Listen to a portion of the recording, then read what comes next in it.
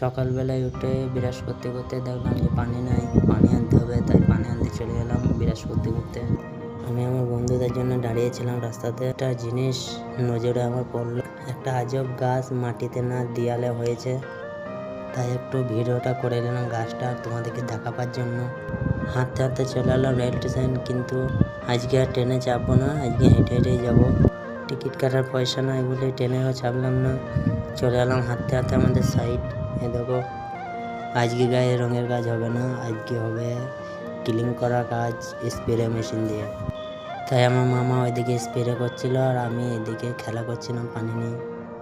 আজকে অনেক দিন পর অন্য কাজ পেয়েছি গাইজ, খুব মজা লাগছে পানিতে খেলা করতে। মামাকে বললাম, মামা মেশিনটা ভালো করে চালাও, আমি ভিডিও ক্যামেরা করছি। মামা ভিডিওর দিকেই তাকিয়ে আছে, মেশিনের দিকে তাকানো বাদে ক্যামেরার দিকেই তাকাইছে। তাই আবার আমি চলে এলাম খেলা করতে।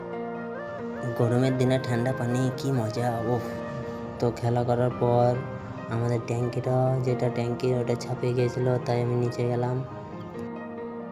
নিচে এসে দেখতে পেলাম মিস্ত্রি গার্লফ্রেন্ডের সঙ্গে কথা বলছে, তাইতে চুপ করে আমি ওপরে আবার পালিয়ে এলাম।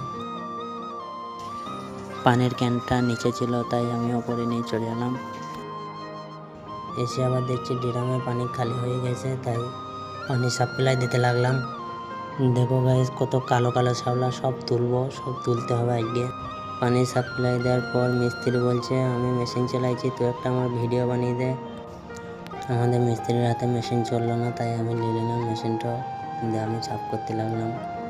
চেন্নাইয়ে তো ভাই অনেক রোদ, তাই ছাদের ওপরে মেশিন চালাতে চালাতে গরম লেগে গেল, তাই একটু নিজেকে শুধু স্প্রে করে নিলাম হালকা করে। ও, এখন নিজেকে অনেকটা ঠান্ডা লাগছে, চলো আবার কাজ করতে লাগে।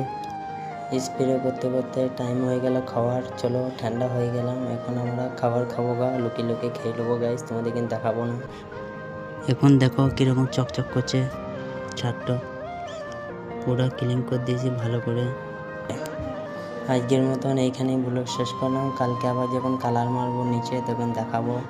তো কালকে ব্লগ দেখার জন্য ফলো করে নেবে গাইস, এখন বাই।